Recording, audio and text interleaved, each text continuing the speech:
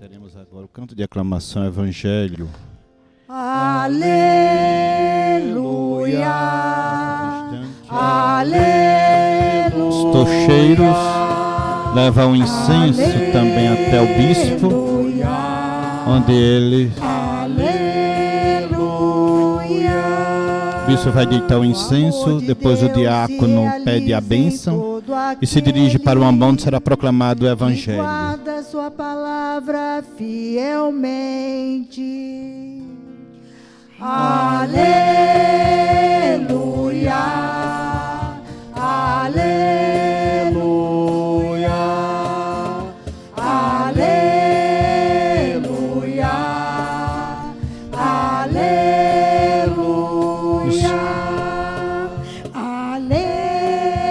Nesse instante o diácono Lázaro pede a bênção, pega o evangeliário e se dirige para o ambão. Acompanhemos, meus irmãos, nessa noite que celebramos São Carlos Borromeu e a entronização da imagem de Senhora Santa aqui na paróquia Nacional com conforto. Nesses instantes o diácono se dirige para o ambão onde será proclamado o Evangelho.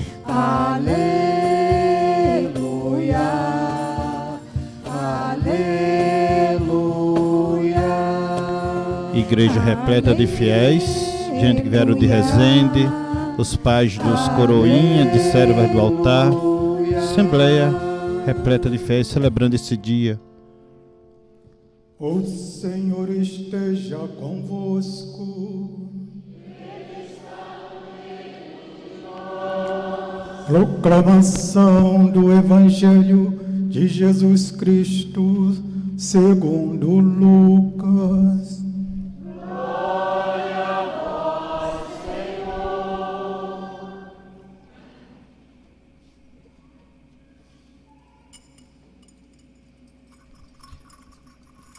Nesse instante, o diácono incensa o evangeliário.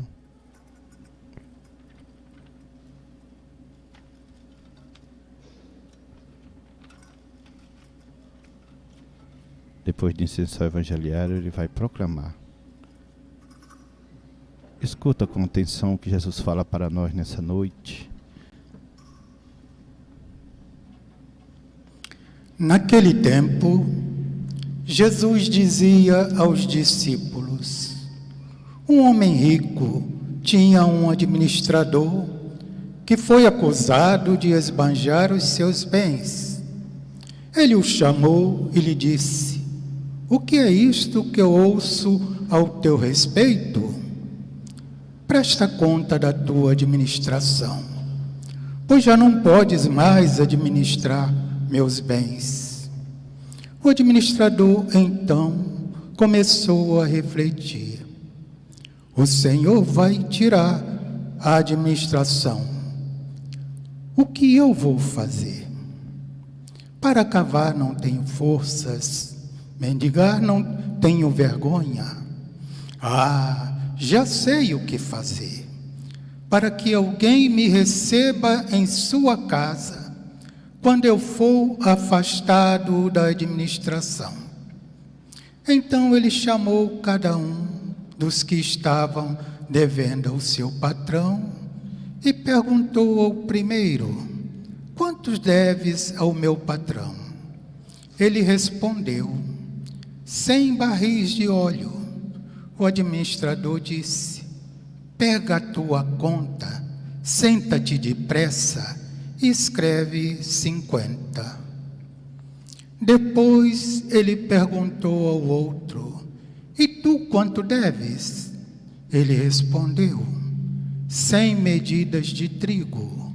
O administrador disse: pega a tua conta e escreve 80.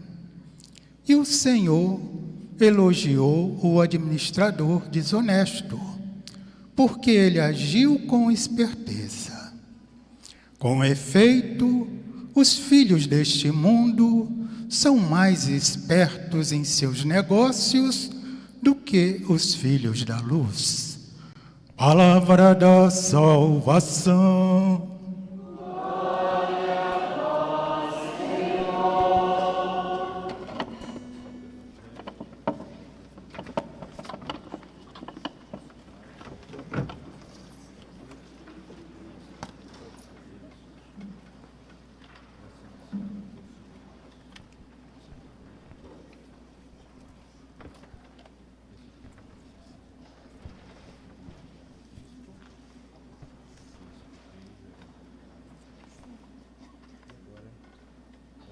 sinal da cruz, nós já traçamos também, acolhendo essa palavra em nossa vida.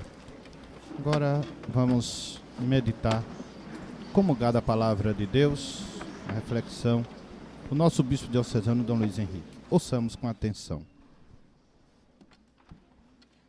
Prezados irmãos e irmãs em Cristo, estamos nesse contexto da 31ª semana do Tempo Comum, hoje sexta-feira, 4 de novembro, e portanto marca essa contagem regressiva para o grande dia da festa da nossa diocese, em que comemoraremos 100 anos de caminhada com o aniversário da criação da diocese, 4 de dezembro. E hoje, então, a imagem peregrina da Senhora Santana, que percorreu várias comunidades, todos os vicariados da nossa diocese, os municípios, o último da cidade, município de Resende, que fizeram uma bela procissão, uma carreata procissão, partindo de Resende até aqui, Volta Redonda, onde, em definitivo, a imagem peregrina aqui ficará, a imagem da Senhora Santana. Marca a história da nossa diocese, esse resgate da devoção à avó de Jesus, a mãe de Nossa Senhora, Senhora Santana, que uma imagem que foi confeccionada por um artesão simples, de madeira maciça, que a preparou com muito carinho, muito cuidado, para especialmente percorrer a nossa diocese. Imagem essa que não é igual, não é a facsímile da imagem histórica da Senhora Santana, que fica na Catedral de Barra do Piraí, Santana, mas tenta se aproximar um pouco, as cores, um pouco daquela imagem histórica que ela não pode sair da igreja catedral, por conta do cuidado que deve se ter, e justamente a responsabilidade nossa, grande patrimônio histórico-cultural que existe artístico no Brasil, é certamente a Igreja Católica, e como tal ela tem uma responsabilidade de zelar. As leis civis que regem o cuidado do patrimônio religioso artístico cobram isso da gente. Então aquela imagem não pode sair da catedral. Essa, então, claro, é mais tranquilo, porque foi especialmente confeccionada para isso. E acredito que, ao percorrer várias comunidades, a imagem para nós católicos é recordar o exemplo, o testemunho, a vida desses grandes homens e mulheres de Deus. A grande matriarca, podemos dizer assim, Santana, que pela tradição da igreja, ela teve Nossa Senhora com uma certa idade, juntamente com Joaquim, escolhido esse casal para gerar aquela que foi escolhida por Deus para ser a mãe do seu filho Jesus. Inclusive, vamos dizer, na heráldica, o simbolismo de Santana é uma concha aberta com uma pérola, ela que gerou a mais preciosa joia da humanidade, Nossa Senhora. Então tem essa bela assim, significado através também da heráldica, né, do simbolismo que se atribui à Senhora Santana.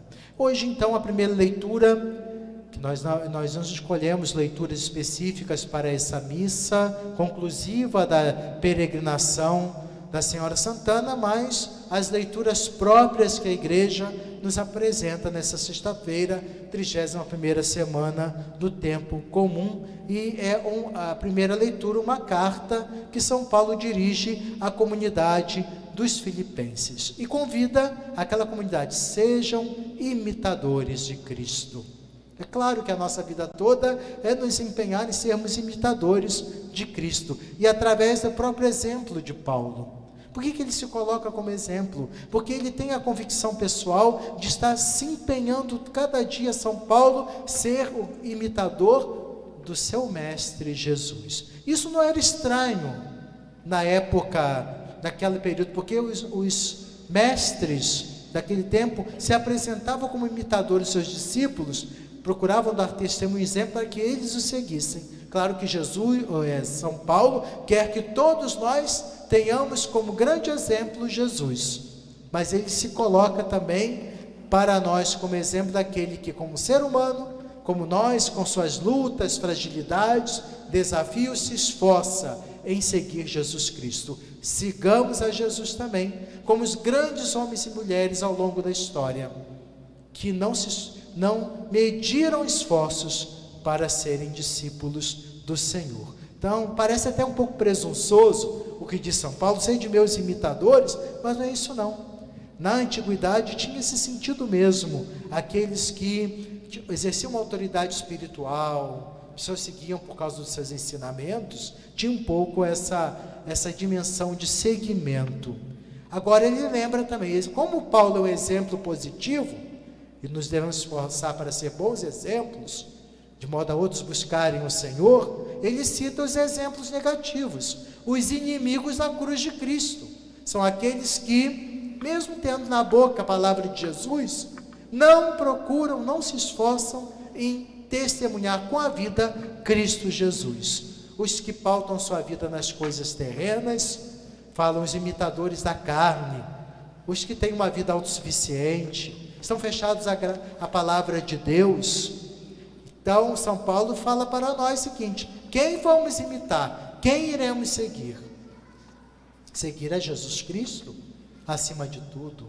Os inimigos da cruz de Cristo confundem o nosso caminhar, porque lançam meias verdades, falsidades que confundem, nos impedem de nos entregar totalmente ao caminho do Senhor.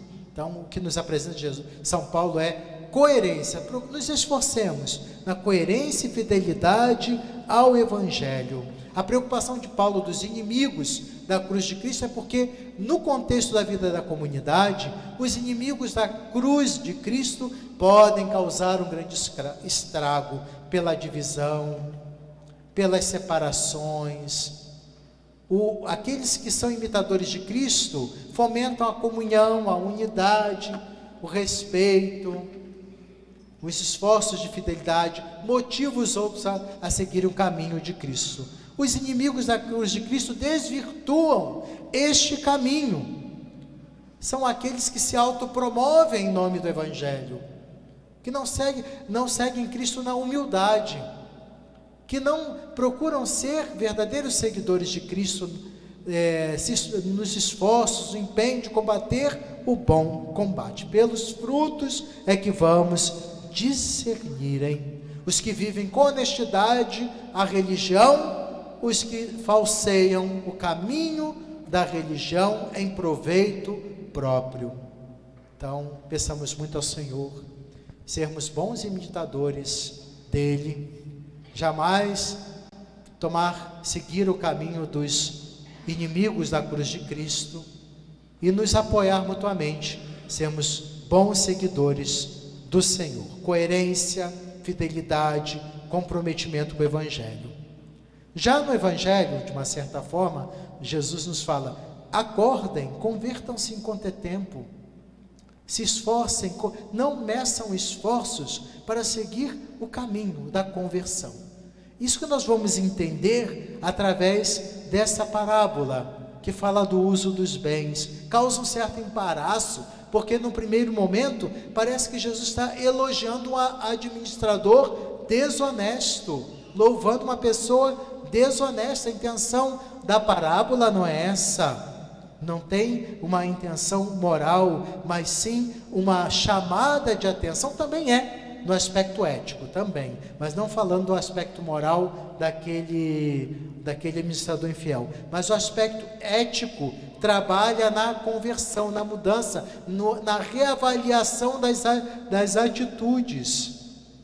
É isso. O administrador é pego em flagrante. O administrador, ao longo do tempo, foi aproveitando de sua função, da confiança do patrão, e ele, por ganância, que é um grande perigo na sociedade, ganância cega, vem a corrupção, os grandes problemas no nosso país, por exemplo. O administrador foi pego em flagrante. Que é isso que eu estou ouvindo dizer de você? Presta contas, você não tem condições de continuar a administração. E aí, numa situação dessa, o administrador percebe as consequências de sua desonestidade, trazendo para a vida de fé, vamos nos dar conta das consequências do caminho do pecado, do mal. Apesar de ser uma coisa, às vezes, vantajosa, humanamente falando, quando achamos que é vantajosa, mas não é. Diante de Deus, que é o patrão, o dono de tudo, Ele vai querer que a gente preste contas. E agora, enquanto é tempo, reavaliemos como fez o administrador. O que eu vou fazer agora? Ele abre os seus olhos, ele muda de atitude, ele reverte a situação, corrigindo suas falhas. Ele está falando de conversão, Jesus, no Evangelho de hoje. Por vezes, nós somos descuidados, estamos tão acostumados com o pecado, as vantagens humanas que vão acontecendo, erramos aqui, não deu nada, deu tudo certo. Avançamos no pecado, e está tudo bem, não fui pego. E aí vai, com um dado momento, quando Deus permite que as coisas mudem, somos pegos, temos que reavaliar a vida. Isso acontece, é bom para a nossa conversão, para a nossa mudança, quando o irmão de caminhada nos alerta, quando uma situação uma situação que acontece e que reverte um pouco aquela tranquilidade no pecado, é o tempo da conversão. O administrador, ele exagerava no lucro, a ganância levou a isso, e agora ele corre o risco de perder tudo. Quando nós nos damos conta que o mal está tomando conta e corremos o risco de perder o que é essencial à vida eterna, Jesus, através dessa parábola, nos diz: torne-se bom, fique honesto, mude, se converta. O elogio está nisso, a capacidade da mudança. Façamos isso antes que é tempo. Reavaliemos nossa vida, nosso proceder, enquanto é tempo. É o que o Senhor nos apresenta aqui. Não é a desonestidade do administrador, mas a capacidade, mesmo que por receio de perder, de mendigar, de trabalhar no pesado, que ele não, porque a parábola fala disso, que ele não tinha condição, mas ele pensou: o que é mais vantajoso? O que é melhor?